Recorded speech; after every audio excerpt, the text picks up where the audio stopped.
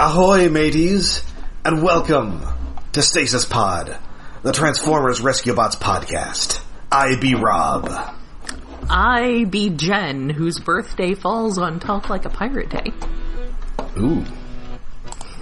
15 men on a dead man's chest. Yo ho ho, and I'm David. And I hope you be like, I hope you be liking podcasts about pirates, cause you're recording one. Oh man, I should go get my bottle of rum. Ahoy, ahoy, ahoy, ahoy, ahoy. You don't want me podcasting after I've got my bottle of rum. Rum disagrees with me. I think you don't want to be drinking rum after eating at Long John Silver's. Which I did earlier today, as I was just mentioning before we started recording. So I'm prepared. If ye be doing that, then ye be erupting like the blowhole of the great whale. Yeah, I guess if there are any awkward cuts later in this episode, then you know what may have happened. I see. This is the 15th episode of Season 3 Rescue Bots. First aired March 28th, 2015, and written by our old pal Greg Wiseman. Yeah! Oh boy. This is the third of 3 episodes of Rescue Bots that he did, so of course you know him. He does Young Justice, Spectacular Spider-Man, Star Wars Rebels, and of course Gargoyles, which we did a Patreon episode several months back. Yeah. You know, he's I didn't really know that he was into pirates. Is he, or did he just want to do a pirate thing for this one episode? Yeah, I'm trying. I somehow there is no Gargoyles episode where they encounter like pirate gargoyles. Actually, yeah, I'm kind of surprised that didn't happen in the second season. Yeah, exactly. They're going all over the world with on a boat. They should have encountered. Yeah, what? I'm shocked that they did not encounter pirates. I mean, I guess pirates weren't really that big in the 90s. Yeah, that's fair. Were they? That was sort of they like... weren't. It was like... Maybe not. That was one of those aughts things, like zombies. Zombies also became huge in the aughts.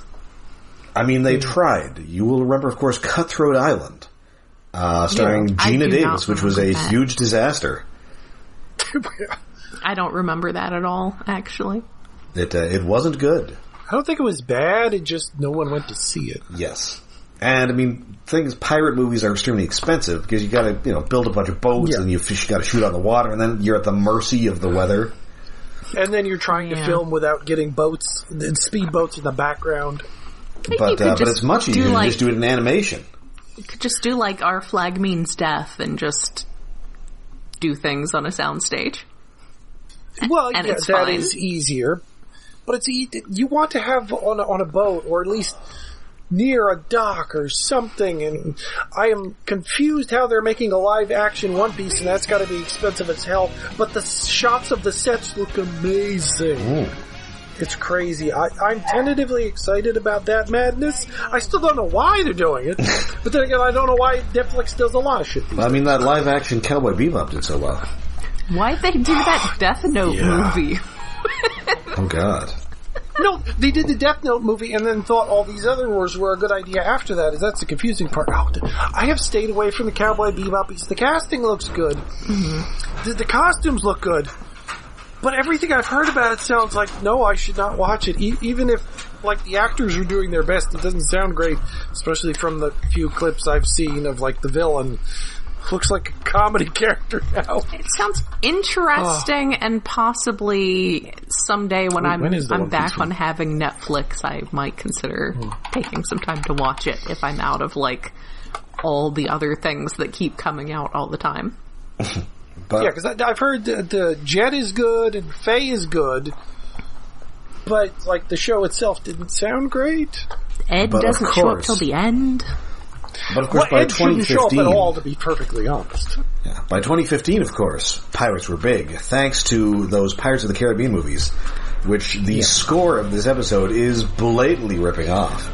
Like, I expected to like throw in some goofy music. There's various pirate songs I looked up, and then I started watching the episode, and it's like, wow, that's so Pirates of the Caribbean. It's unashamed, blatant, like so close. It's like how did they not get sued? I mean, they changed the right amount of notes. Probably no one. Stay tuned for tomorrow's episode, or stay tuned for next week's episode, which has a similar situation. Oh. I guess I didn't know. Okay. So it is once more Founders Day in Griffin Rock. Remember, we had that last season. Mm-hmm. It was last season. It's like, I remember it happening. I guess 2 seasons ago. So I guess at least a year has passed, possibly 2 years. Okay. I was going to say, now we have some establishment of the passage of time. Which also involved nautical adventure. Yes. So we missed an episode with Cody's birthday in there somewhere. Well, everyone's birthday in there somewhere, but... I mean, probably they had uneventful birthdays that did not warrant an episode. Mm-hmm. And of course, you remember that that Griffin Rock was founded by Horace Burns, the ancestor of the Burns family. And so... the statue guy in the middle of town. And so... Much like, what the fuck is the guy in Simpsons? Jebediah Springfield. Ah, yes. A noble spirit embiggens the common man.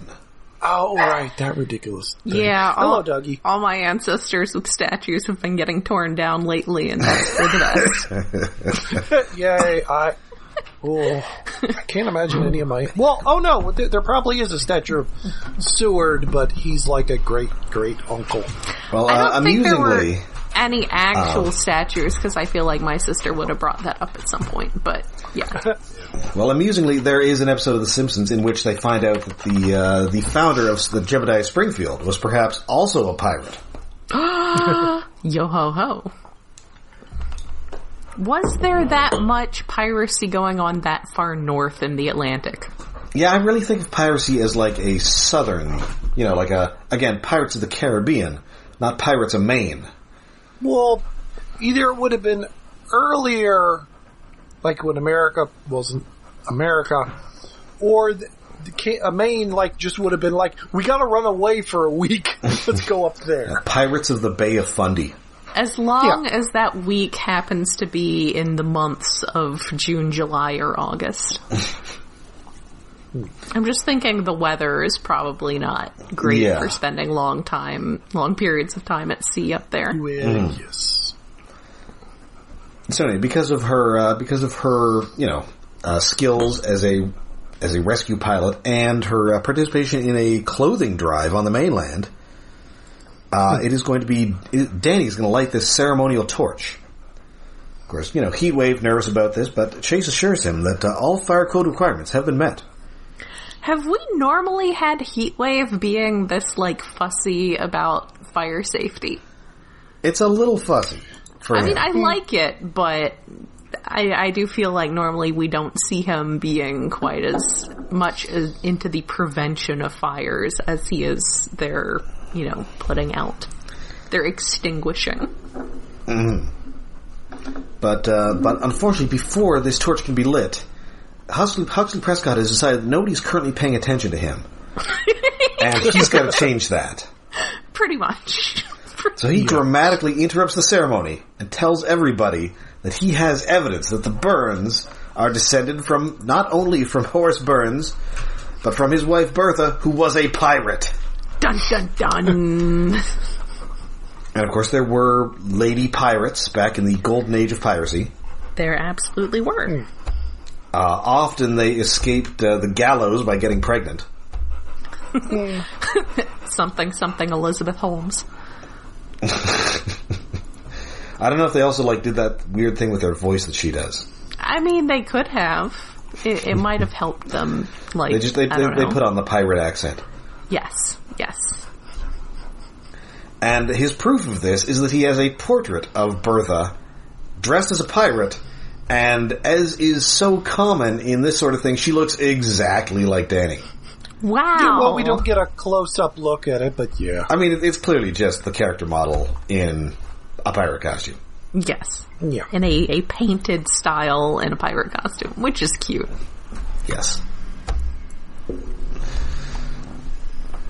And so, in what will be a recurring theme in this episode, everybody is really mad about this. Well, the mayor is mad, and everyone just follows him. I think it's more that the mayor is mad, and everyone else just sort of goes along with what he's doing about it. I'm really not sure why he's so mad.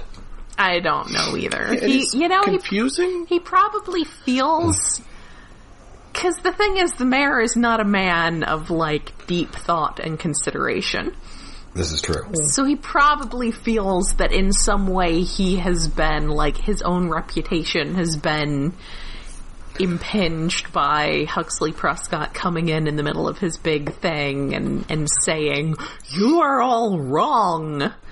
And now the mayor feels that he needs to, like, dramatically overcorrect for this. I feel like it'd be more likely that the mayor would be, like, trying to ignore past ancestors, like, actions. I feel like he's descended from carpetbaggers. I thought that was more of a southern thing. Yeah, I don't know. They were the only carpetbaggers who moved from south to north. Maybe. Or they carpetbagged from, like, Canada. And also somewhere in here, Huxley Prescott says, "Yo ho ho," and a bottle of that. I can't say rum on a show for little kids. Yes. And also, of course, this is not just any pirate, but a pirate who personally wronged Griffin Rock because Bertha stole a fortune from the Griffin Rock Guildhall Charity Fund in 1652. She stole from the charity, which is, okay, pretty bad. So anyway, the mayor's going to light this torch himself, and as you can expect, seconds later, the entire thing is on fire. He's not paying attention and held the torch up towards the bunting, and now the whole stage is on fire. Good job. Good job, Mayor Luskey.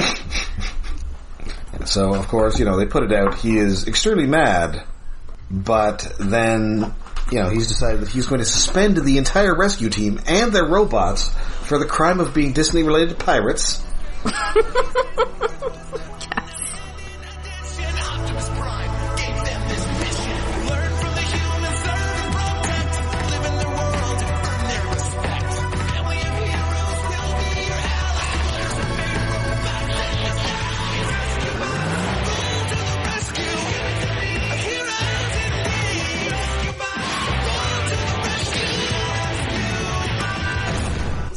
Again, I think this is probably entirely just more the crime of making him feel like he's been made to look bad. Not even the crime of making him look bad, just the crime of making him feel like he's been made to look bad. And so to replace him, he's going to form a citizen safety board with seemingly the first 3 people he can grab. Pretty much. Well, one is his assistant, usually. Right, the guy who kind of looks like Carlton Banks. Yes. Yeah.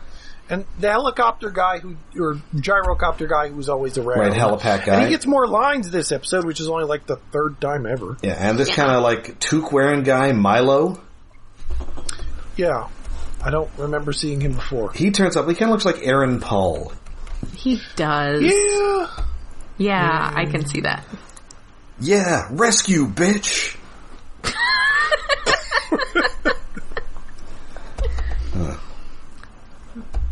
And so, obviously the team wants to know where Prescott got this dirt on them. But of course he refuses to give up this source, but he does want an interview. He wants to know if Dani has any comment on her spiral into disgrace. He's just so, he's making a big deal out of it. It's pretty hilarious. But it turns out they have some blackmail material on him in the form of him singing a disco medley at last year's Lobster Fest karaoke.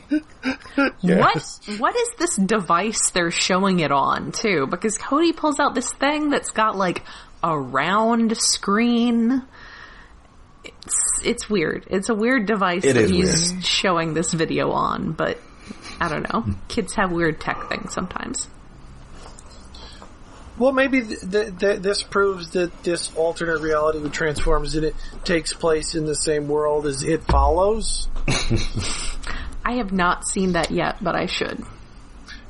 Very good. They had it felt like it was set in the 80s, except they had little cell phones that were shaped like clamshells. Like actual clamshells? Something like that. I don't know if they were actually... Well, they sort of flipped open. I forget if they were clamshell shaped. They were just weird. And weren't quite cell phones, but were. It was odd. But it has nothing to do with the movie. It's just a couple scenes. What the? Is that a phone? What the hell? It should be like V for Vendetta, where it was immediately before smartphones, so at that point phones just kept getting smaller and smaller, and so they indicated their fancy futuristic cell phones by them being the size of a stick of gum.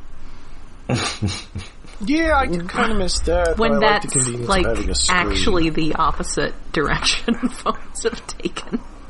Well, because phones have taken a direction away from being phones. Yes. So it turns out that his source is close to home. It's Wayward Burns' Uncle Woodrow, still voiced by the delightful Mark Hamill. I'm glad that we get some more of Uncle Woodrow. I like him. So he's at this library. As you will recall, it is the same library that was made of recycled garbage that was once almost assembled by specially trained lemurs. Yes. So, he didn't even tell them that he was in town because he was going to make it a surprise. Because he's kind of very excited by this whole pirate thing. Yeah, he thinks this is super cool. He's not, feeling disrespected by it at all. Well, it's generally a thing that he doesn't really care about what other people think about him because he never sees other people.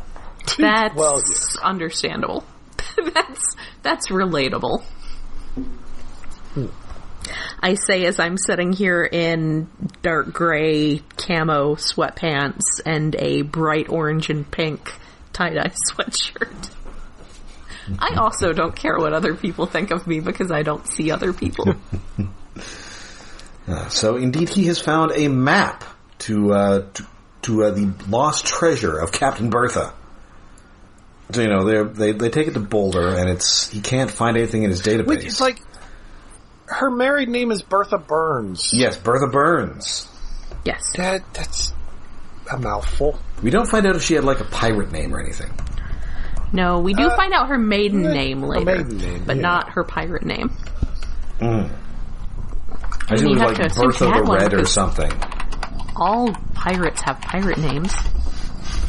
Well, I think it's not like Captain Kidd. He was just a guy named Kidd. Samwise has decided he needs to purr up against the microphone, so enjoy that. He's very loud. He is. And of course, Kate is concerned that Woodrow might have more news, like that their great uncle is Dracula. Well, one of these days. Surprise! Also, introducing your great uncle. Because you see, he'd still be alive if he was a vampire. Yes. Not only alive, but also a transformer. Man, I should have got that toy. I got it when it was on sale. It is fantastic. He not only turns into a robot with a cape, but then you can give the bat the cape when he's in bat mode. Oh, man. I love that. I love clothes. I got it. I haven't opened him. He's one of the few things that just sits as a decoration. Well, he has a really nice box. Yes. But anyway. He probably does have the nicest box of any Transformer I've gotten in quite a while. So yeah, they scan this map, and it turns out Bertha was too clever by half because she's inverted the colors on the map, and what appears to be the water is the land, and vice versa. That doesn't seem like it should... I read it the other way in the first place. Yeah, that doesn't seem like it should trick people that easily, but I guess sometimes people are easily tricked. I mean, people were, it was like 400 years ago. Nobody was that smart. Most people couldn't read. That's fair. Reading a map is an odd thing to begin with, and someone looks shitty. I just assumed, those little things are islands, not lakes. Yes, because it turns out they are the Griffin Keys. Although I guess that's more interesting than the classic thing, oh no, the compass is upside down or some shit. Have we had Griffin Keys before? I think this is new. We're just getting new geographical features of Griffin Rock all the time. Just so many geographical features. There's been island chains before. Maybe we've had mention of the keys. I mean, there are a bunch of islands. I don't know if they've mentioned keys before. Maybe. I wonder if the series Bible actually has, like, an in-depth, detailed map, or if different writers just make up extra islands whenever they feel like it. Yes. Apparently, because, like, how many do we have so far? We have the island of Junk. We have the island where the, there's the cave. There's like the caveman island. Caveman. Yeah. Wasn't the caveman island is just like one? No? That's I think the same one that the Griffin came from. I think so. Yes. Oh, okay. So there's the Griffin. Okay, there's that. There's the weird stuff. There's the Junk Island. There's the weird stuff island, and there's the Q Island. Yeah. Yeah. The Q Island is removed. It's like further away. Let's just blow up the Q Island. Be for the best for everybody. And there's the key. I guess the keys are in the opposite direction of everything else. Wait, what was the Q Island again? Was that the one where Quint Quarry's headquarters? Oh, right. The poacher guy. Sorry, I thought that was the island where the Griffin Rock elite drain adrenochrome from children.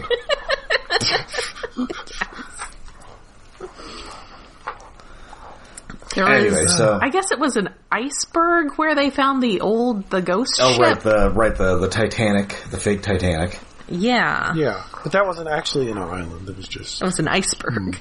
Yeah. So Woodrow's now off on some pirate adventure. He's going to go with Cody, Dani, and Blades to check him out. Dani is very invested in disproving this whole thing. Yes. While, on the other hand, Kade really wants some treasure, and everybody else just thinks it's fun and cool. Poor Dani. She just wants to not look exactly like this old pirate ancestor. Yeah. Meanwhile, not fun and cool, the Citizen Safety Board. So there's some traffic lights that aren't working, so they send Helipack guy to direct the traffic with hand signals. Mr. Harrison, isn't it? Yes, Mr. Harrison. Yeah. And he's doing it with hand signals, which is going fine up until the point when he is attacked by a bee and causes an enormous traffic pileup. Yeah. Or possibly a wasp. It could be Waspinator terrorized. And then later we catch them like on the phones, and there's some sort of issue with a python that they're not dealing with. Yes. Yeah, first they were talking about something up a tree. I thought they were saying, Mr. Pettypaws again. No, it's a python. Yes, they make it sound like, it's just a lost pet, and then he recommends that they put out a saucer of milk or whatever it is that pythons like. It's very cute. So we head out we find this cave, and it is too big for Blades to go in, so he is not too disappointed to find out that it is, that he can't go in. So he's just gonna wait for them outside. He's just gonna hang out on the beach, and as we see shortly after, make a sand, rescue base. Well, there's a great, because, they're lost in there, and they're like, well, we've been in here for so long. Blades must have gone for help, and they do the Gilligan cut to Blades, who has built an elaborate sand castle of the firehouse. With himself on it. Yes. He's little helicopter out on the helipad. Don't trust Blades to go for help. So trust him to go for help immediately. It'll be one of the two. They're lost in these caves, which Woodrow likens to the rock mazes of Iba Bunto. Mm-hmm. Yeah, he comes up with some odd names in this episode. And then, of course, they come to a water slide. I was just thinking of that Simpsons bit with the super happy fun slide. Well, when am I going to be here again? But I think it might also be a reference to the Goonies, which I have not seen in ages. Oh, yeah. This whole episode kind of feels like Goonies reference.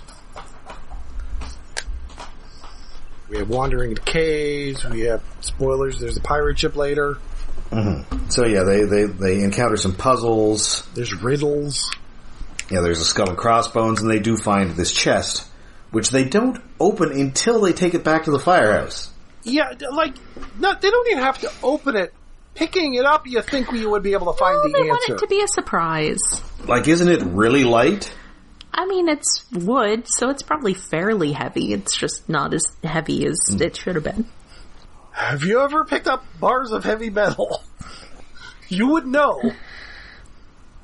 They're not thinking that hard. Well, they may not realize that they didn't really have paper money back then. Yeah. Woodrow should know. $100 bills. I mean, if they had to ask Blades to pick it up. Yes. Like, he had to reach somewhere, but he couldn't get into the cave, so Woodrow probably was the one that picked it up. Or Dani.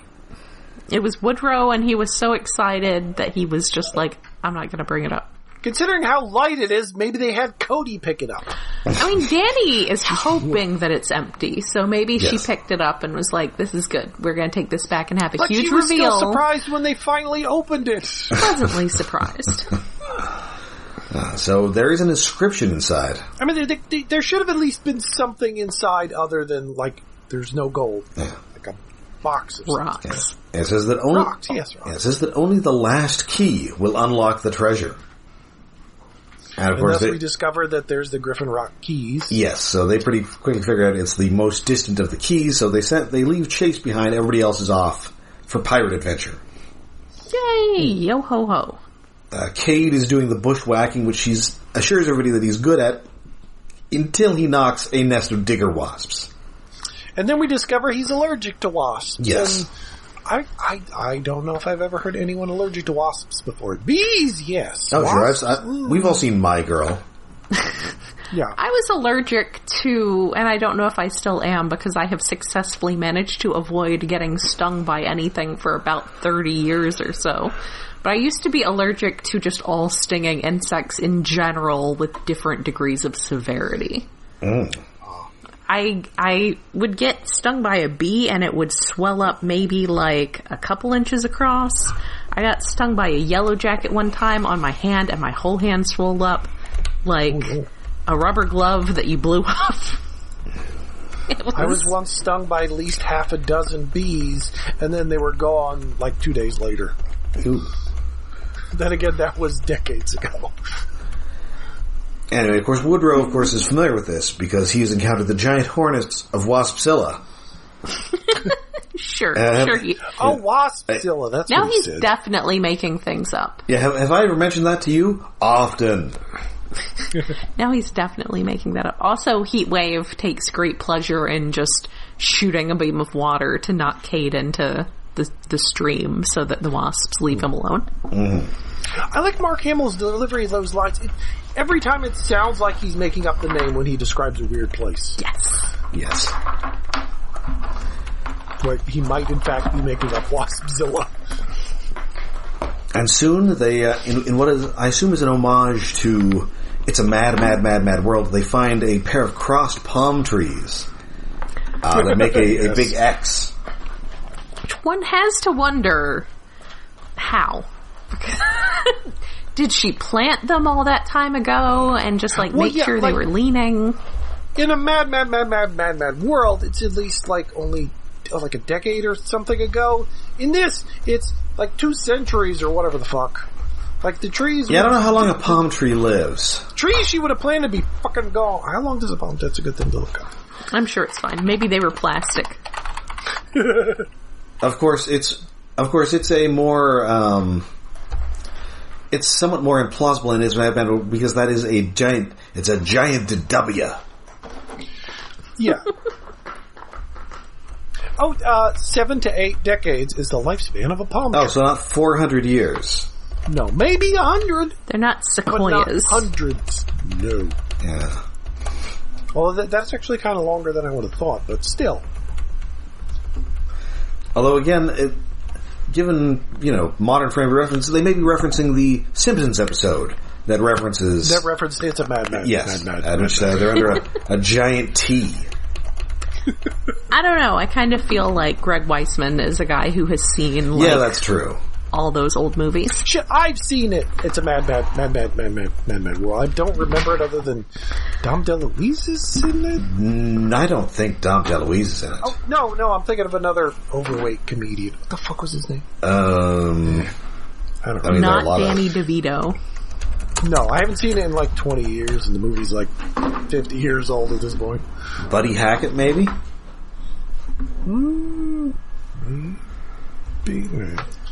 Keep talking. Okay, so anyway, so they start digging, but unfortunately all they find is like an old rotted piece of wood. Oh no, rotted piece of wood on an island. Of course there's lots of it. Yeah, so they're all, oh well, guess, nothing there, we'll just go home. Guess there's no treasure. But no, Dani is insistent that they keep digging, and sure enough, they soon find that the rotted piece of wood isn't but the... I was thinking of Jonathan Winters. Oh, Jonathan Winters. Oh, yes. Okay. They soon find the rotted piece is but the merest tip of a ship's mast, and she has somehow buried an entire pirate ship. Yeah. As you do. It does seem like that the would take... Goonies, there was an entire pirate ship in a cave. This is true. Right, but you just do that by sailing it into a cave. Then they sailed it out, so they must have been able to sail it in. Yeah. Yeah. Yeah, whereas this is like, we found a niche, a cave between two hunks of island and threw a shitload of dirt in there until it was covered. That's easy to do. I mean, I guess you could have like an entire pirate crew, but then the question is what happened to the crew?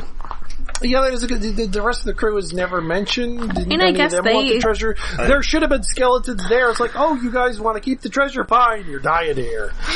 Yes. Probably then also retired. She probably paid them a decent retirement wage, and then out of all the treasure, and then was like, okay, go retire. Bye. Or she double-crossed them all and buried them in shallow graves. Maybe. And that's why they're not with the ship. Because dead men tell no tales, matey. This is true. Unless they're skeletons. Murdering pirates is fine. Stealing from the charity is not okay. It's a mad world. Well, as of next year, 50 years old. Holy crow. Well, I mean, pretty much everybody in it is dead now. We are all very old. Well, because they were all old actors at the time. I mean, they were all old then.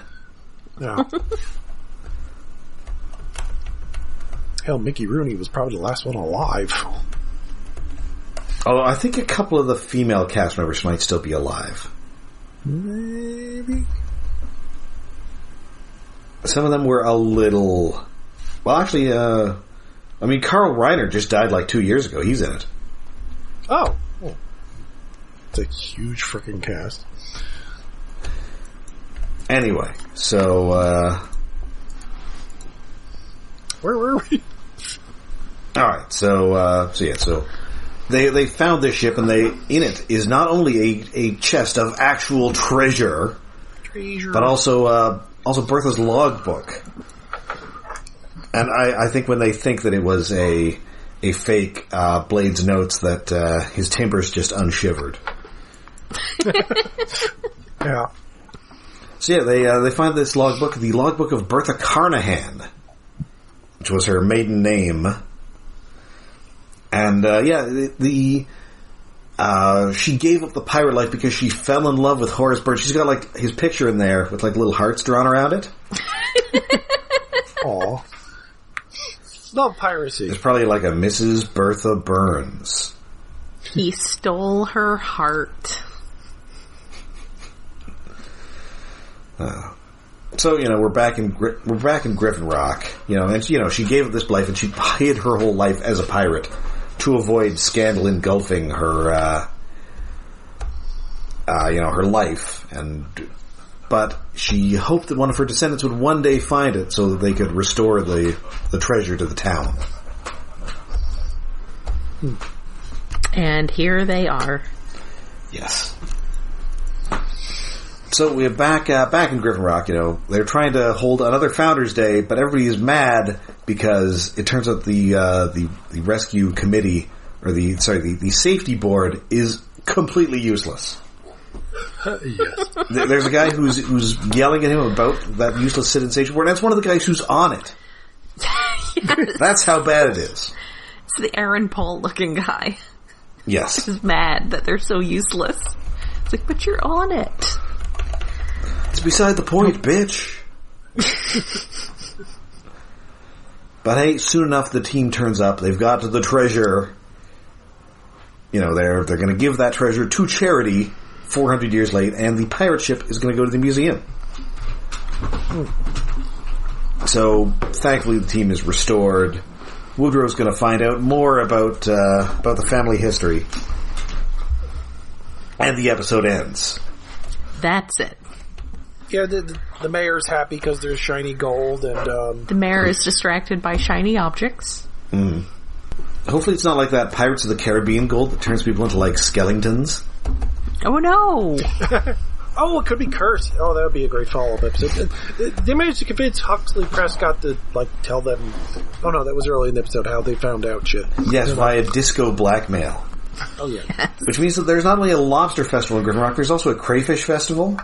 Yeah. Well, there's lobster, crayfish, there's crab. Where are we going to get the crab? Probably a crab festival, shrimp festival, prawn festival. Oh, man. Prawns. Wonder where they're going to keep the painting. Okay, do they still have that painting of their... Well, not great, but great. The one with the iceberg. I think they kept that one, yes. Yeah, they should have... There should be a room somewhere in there with paintings. The Gallery of Implausible Burns Ancestors. Yeah. I assume they just keep... the show goes on for another season and a half, so I assume they just keep introducing them. Yeah. Yes. Yes, it's my... If Woodrow comes back and finds out more odd pieces of history... It's just a wing of the museum. It's our pilgrim forefather, Cotton Burns. But shockingly, he was married to a witch, Prudence Burns. Oh, a witch. Oh, yeah, we should have a Salem witch on an island episode. I do kind of wonder if they intentionally have Dani be the one who's always super invested in all these, like, ancestral love stories because her actress is in lots of Hallmark specials. Oh, sure. I mean, sadly, that the episode about Midwinter with the writer of Midwinter did not have enough space to have her get into some romance with like some hunky guy from out of town. Yes. Well, but then she'd have to convince the hunky guy with the ad agency job to stay in town. I mean, look, we're getting fresh bread on a doorstep. What more do you need? Also, we have robots. Now, if only we can get Kade turned into a cat. Oh yeah, there you go. You do the Hocus Pocus homage with Kade. Just an episode where he gets turned into a cat. But then you have to have a plausible science reason why he's turned into a cat. I'm sorry, what now? Have you forgotten what show we're talking about? Plausible in heavy quotes. Yeah, there are not a lot of Transformers episodes with, like, magic in them. The plausible science reason is science. I mean, but normally the things they do are external, like creating goblins or kaiju, not turning one person into another thing. Although we did there's like a brain switching machine that switches his brain into a cat. We did have a brain swap episode, but it involved going into space. You'd have to get Kade and Mr. Pettypaws in a rocket. Which, again, great idea for an episode. Yes. Oh man, all that shed cat hair in 0G. Oh, yeah. Oh.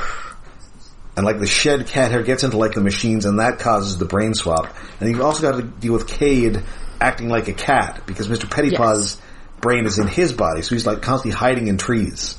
Yeah, that would be the entire episode. The entire episode of just Heatwave picking him up out of trees. Like every time you cut back to him, I got him again. So anyway, that is the episode. This was an enjoyable one. Perhaps not the amount of shipping that we often get from Greg Weisman, but an enjoyable amount of piratical action. Nobody got tied up and thrown into a trunk with anybody like in his Prime episode. It was off-camera shipping. I kept expecting like a flashback scene that never happened. Yes, I was kind of, with like Lacey Chabert doing like a pirate voice. Yeah. Yes.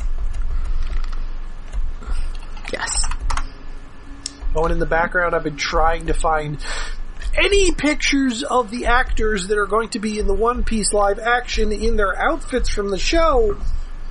The filming has been done since like August and I can't find shit. Like there's set photos, there's photos of the actors but not in costume. It's weird. That would be spoilers. Yes, the but MCU? it'd be nice to see what at least the main guy who, well, a lot of the casting is like, oh, they do look like the characters. Like the main guy playing Luffy, it's like, yes, he's perfect. What? Nobody looks like any characters in that show. I know, no one should, and yet they managed to find a bunch of actors who are as close as you're going to get in reality without being, okay, admittedly the women are drawn really weird in One Piece that they have elongated hourglass figures that no human being could ever have. Yes. But still. Alright, so I believe it's now time for David's Tokusatsu Corner. Yes, and my voice is dying and I'm trying to bring up the wiki for the episode I'm going to do. And I wrote my notes backwards. I wrote them wrong thing. Anyway, go turn page. Send you some cough drops through the microphone. Oh, I wish I had cough. Well, I think I have cough drops. Oh no, maybe I could have cough drops now. I couldn't have cough drops for a while because of dental shit, but now I think I probably can do that, at least on one side of my mouth. Anyway, this week on 1, 2, 3, 4, 5, 5-man, the 45-meter grade schooler. Okay. What's that in normal measurements? Is that just like... I say, like an American asshole. I have to do the math. Was that just like Billy Madison? Billy Madison is 45 meters tall? What? Oh, sorry, I thought you meant 45 years old. Sorry. No, 49 yards! That does not help me, internet. So is this like a Honey, I Blew Up the Kid scenario? No, the mushroom bad guy is like planting mines to trap the Rangers, and to use his bait, there's a giant monster already wandering around town that he's paid off, and, well, it's a giant pig monster who has a backpack because he is a grade schooler because he's a monster from a planet where everyone's giant. Okay. And I have a cat pawing at the door, annoying me. 135 feet. It took way too long to find. But yeah, anyway, the Rangers are having their little family breakfast. They turn on the news, and there's this giant monster. So, okay, we gotta go out in our vehicles to attack the monster, but we drive there instead of walking the robot or flying there. Well, 2 of the vehicles are ground vehicles and one's air. Anyway, they do hit the mine, which wrecks one of their 3 vehicles, so they can't combine together and stop the giant monster that's not really wrecking shit, but it is wandering around. And then wanders away from a city into, like, the woods and shit, so that they try to attack it on foot, or see what the fuck it's doing on foot. And it manages to, like, catch the Pink Ranger and starts throwing giant pencils at her, because it has pencils on its giant backpack, because it is a grade schooler. Okay. And then before he can deliver the final blow with a pink pencil, the Black Ranger comes in and is driving on a bike in circles, which confuses this child, and he falls over and steps on one of the pencils, which jabs into his foot. Ow. It's like, oh no, we have a Christian versus lion situation. Ow. With a toddler. So it's convenient the Black Ranger is there to help the Pink Ranger, because the Black Ranger is the one who knows how to translate alien language. Which is such an amazing, insane thing, and yet it's a thing that it's kind of surprising me doesn't come up more. That, like, there's so many times, like, the monsters are aliens, why would they be talking Japanese? We need a translator. But having a guy on the team who's a translator who's just a school teacher is weird. Anyway, they managed to figure out, yes, this is a grade schooler. I came here because a mushroom-headed monster gave me $5. Well, $5 yens. It's $half, half yen, because it's alien money. Oh, I was gonna say, when you're a grade schooler, $5 is like, you will do anything. Yes, $5 is a lot, but it's from this mushroom monster who's like 2 meters tall, and you're 35 meters tall, and he handed you a normal-sized bill. What are you going to do with that? I don't know how the exchange rate works for giant money. Anyway, where are we? Oh, the big monster is, of course, crying after it gets the pencil jammed in its foot, and then the two rangers help yank the pencil out. And the reason the giant alien pig monster took $5 and was effectively kidnapped and brought to this planet to be a decoy is because the mushroom monster found him because he was skipping school because he flunked his math test. Mm-hmm. So he was skipping school because he's bad at math. Oh, what a surprise. These rangers are teachers, and Pink probably his math teacher. I don't remember what they each were.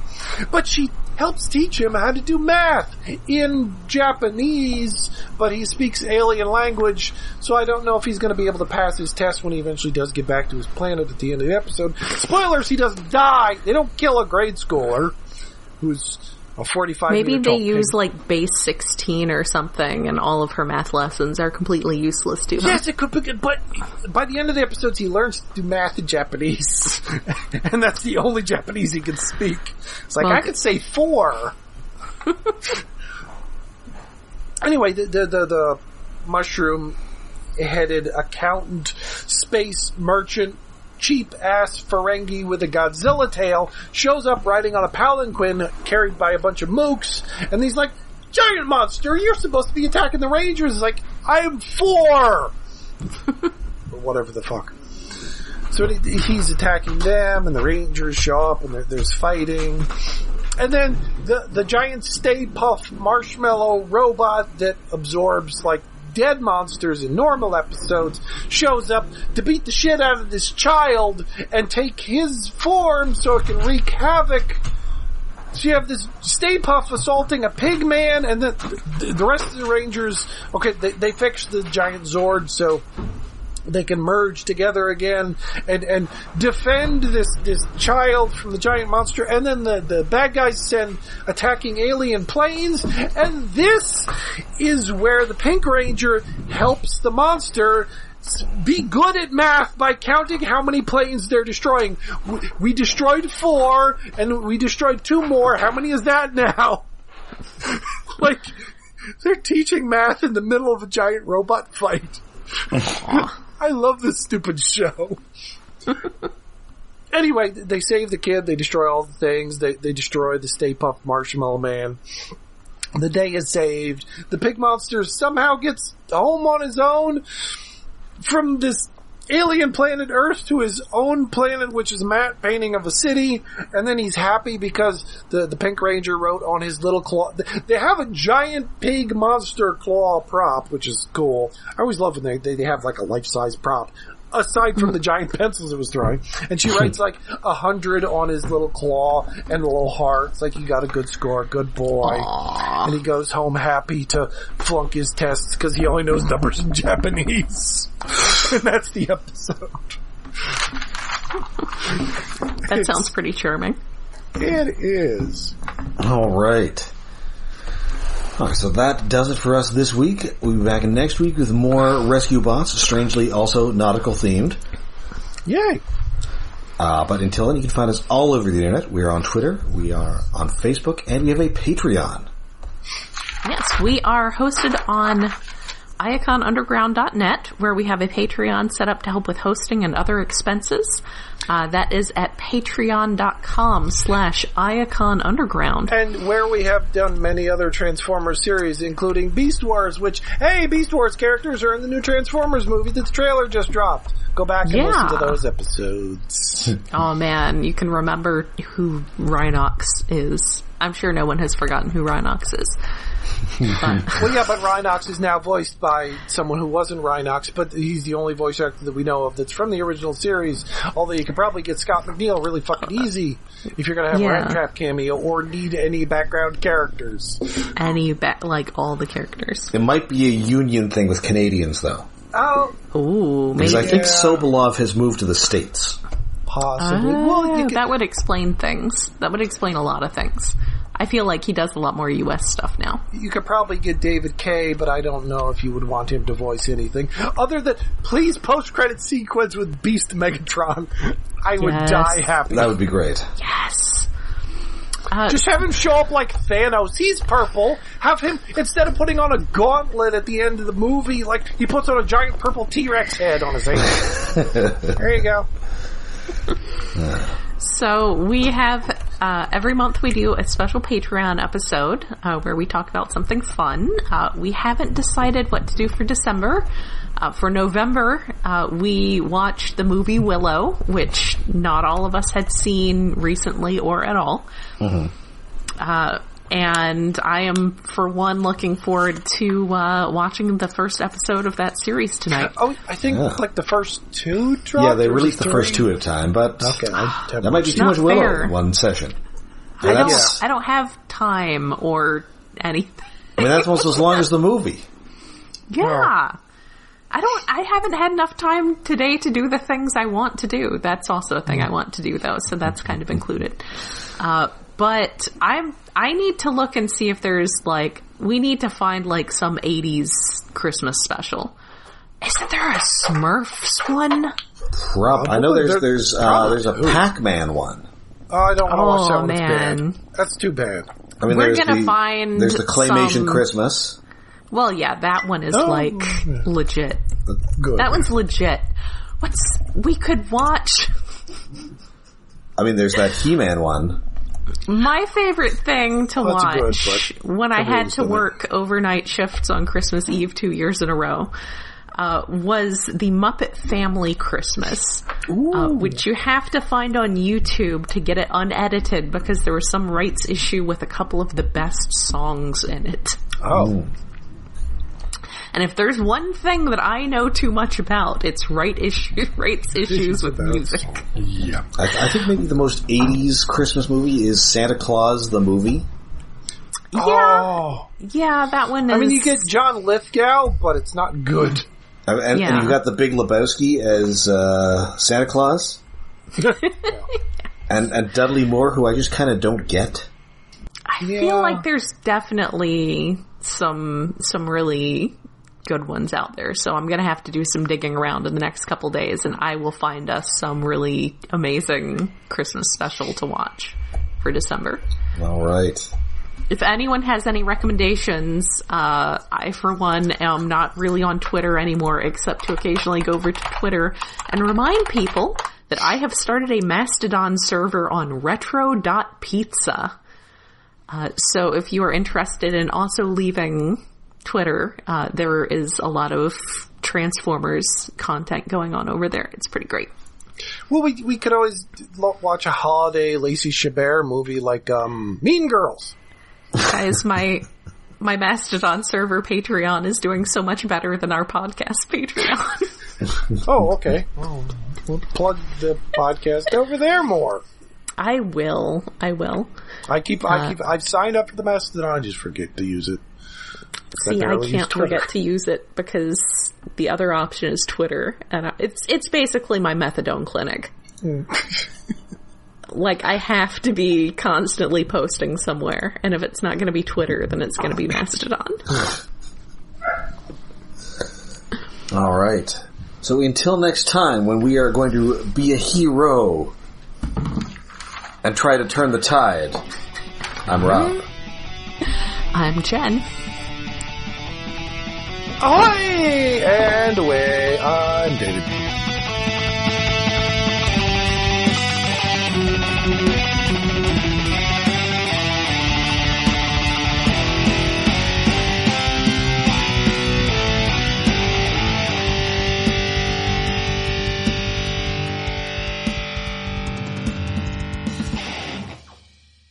All right. Make sure my squiggle is squiggling. Yeah, a little bit, I think. Good enough. Okay, my squiggles are also squiggling. I may have been a second late with my record button there, but I think I'm okay. That's fine. Alright, so we're ready to go? Yes.